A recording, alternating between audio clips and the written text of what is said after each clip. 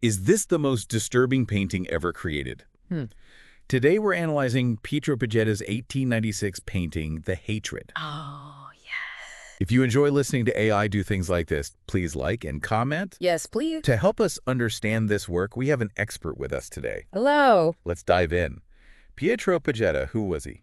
Well, Pietro Pajetta was an Italian painter, Okay. active in the late 19th and early 20th centuries. Right.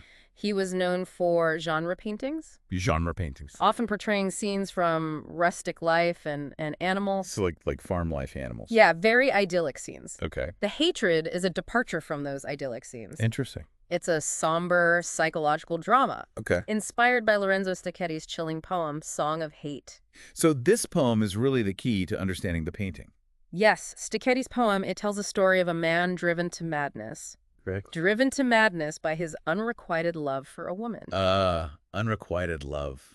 When she rejects him, his love twists into an all-consuming hatred. Oh, wow. The poem culminates in a truly disturbing scene. Uh-oh. After the woman's death, where the man goes to her tomb. Okay. That scene, that raw expression of hatred and despair, Yeah. that's what Pajetta captures in his painting. So he's taking a scene directly from this poem. Yes, it's a very literal interpretation of the poem. Okay, interesting. And what can you tell us about the painting itself? Sure. What should we, the viewers, be paying attention to? The painting is a masterful study in visual storytelling. Okay. Pajetta uses a subdued color palette. Subdued, so not bright colors. No, mostly earthy tones, to create an atmosphere of despair and moral ambiguity. Okay, interesting. The man is shrouded in darkness. Okay. His face partially obscured, Right. symbolizing the inner turmoil that consumes him. Makes sense. The woman, lying in an open coffin, is almost luminescent in her paleness, Wow, interesting. emphasizing her vulnerability and death. Okay, so like a stark contrast. Yes, very much so. It sounds like every detail, every brushstroke is deliberate. Exactly. Notice the composition. Okay. The diagonal lines of the man's body and the open coffin create a sense of tension, Tension. Okay. pulling the viewer's eye towards the central point of the painting. Yeah. The man's outstretched hand reaching towards the woman. That gesture, it's unsettling. Yeah. What is Pajetta trying to convey? There are two prevailing interpretations, Okay. both equally disturbing. Oh. One view is that the man is enacting a physical act of revenge, Right. Okay. desecrating her body in death as a final act of control. Wow. The other, perhaps even more unsettling, Okay. is that his gesture is one of longing, Longing. a twisted expression of his unresolved feelings. Ah, interesting. It's as if he's trying to connect with her one last time, Right. but his love is so warped by hatred that even in death, he can't find peace. So he's still reaching out, but it's not in a good way. Exactly. It's this horrible mixture of love and hate Oh, wow. that makes it so disturbing. It's that ambiguity, the question of intent. Yeah. That's what makes the painting so powerful. Yeah, for sure. It forces us to confront these complexities of human emotion. Okay. You know, the blurred lines between love and hate, Right. desire and despair. It's interesting you mentioned despair. Yeah. The open coffin, the woman's pale body. Right. It all evokes this sense of mortality. Absolutely. Was this a common theme in art during Pajetta's time? Absolutely. In the late 19th century, death was a much more present part of life. Makes sense, yeah. Infectious diseases were rampant. Right. Medical care was limited. Yeah. And people died at much younger ages. Artists of that era, Right. they grappled with death in their work, Okay. exploring themes of loss, grief, Yeah. and the fragility of life. So in a way, the hatred reflects not just the personal torrent of the man in the painting, Right. but also a wider societal anxiety about death. Precisely. The painting taps into that shared human experience of Yeah. loss, Right. of confronting our own mortality. Right. But what sets the hatred apart Okay. is that it goes beyond simply depicting death. Okay, so it's more than that. It explores the psychological impact of grief, Okay. how it can twist love into something dark and destructive. Interesting, yeah. And how does this painting fit into Pajetta's overall body of work? Right. You mentioned that he was known for genre paintings, Yes. often depicting scenes from everyday life. The Hatred is a stark departure from those works. Interesting. It's darker, Right. more psychologically intense. Yeah. It's as if Pajetta, having mastered the art of depicting the beauty of the mundane, decided to delve into the darkest recesses of the human psyche. So darker subject matter. Yeah. Okay. He explores the potential for evil that lurks within us all. So this painting wasn't just a one-off experiment. No.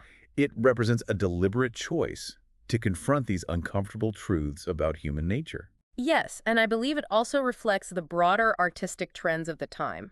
Oh, how so? In the late 19th century, there was a growing fascination with psychology, Okay. with the inner workings of the human mind. Right.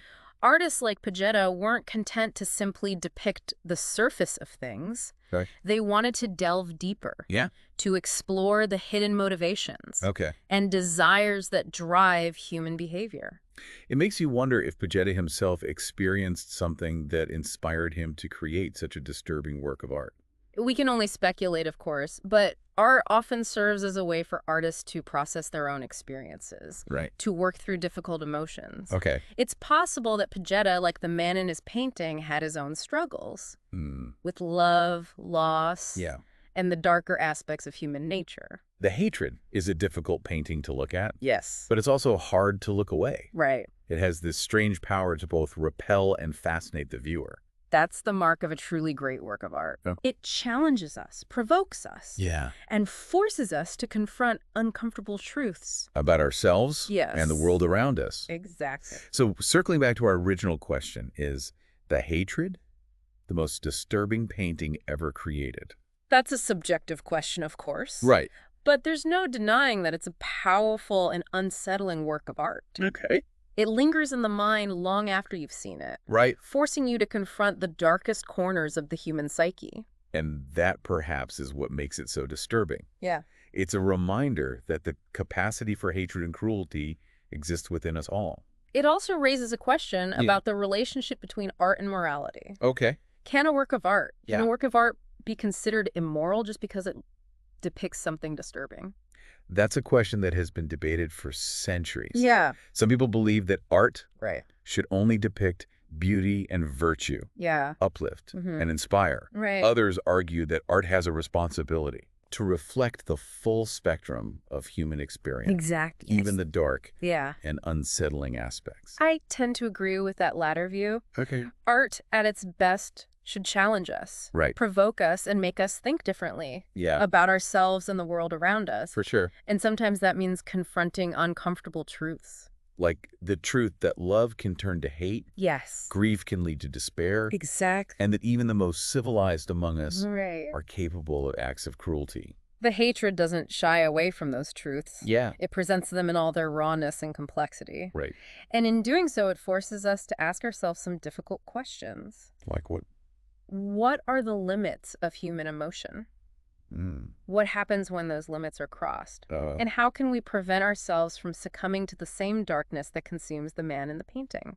Right. And those are questions that each of us must grapple with on our own. Yes. But perhaps by confronting these questions through art, we could begin to find some answers. I believe that's one of the most important functions of art. Okay. To provide a safe space for us. Yeah. To explore difficult emotions. Right. To grapple with complex moral questions. Sure. And to ultimately gain a deeper understanding of ourselves and Yeah. the human condition. So after diving deep into Pietro Pajetta's The Hatred, Yes. exploring its inspiration, its Well, symbolism, and its possible interpretations, Exactly. I think it's time to answer our initial question. Okay. Is this the most disturbing painting ever created? As we've discussed. Right. Most disturbing is a subjective judgment. Yeah. But I believe The Hatred certainly earns a place Okay. among the most unsettling and thought-provoking works of art Yeah. ever created. Okay. It's a painting that stays with you, For sure. that haunts you, Yeah. and that ultimately challenges you to confront the darkness that exists within us all. And on that note, we'll wrap up this deep dive into The Hatred. If you found this exploration as fascinating as we did, Yes. be sure to subscribe to our channel for more deep dives into the world of art, history, Right. and culture. Sounds good. Until next time.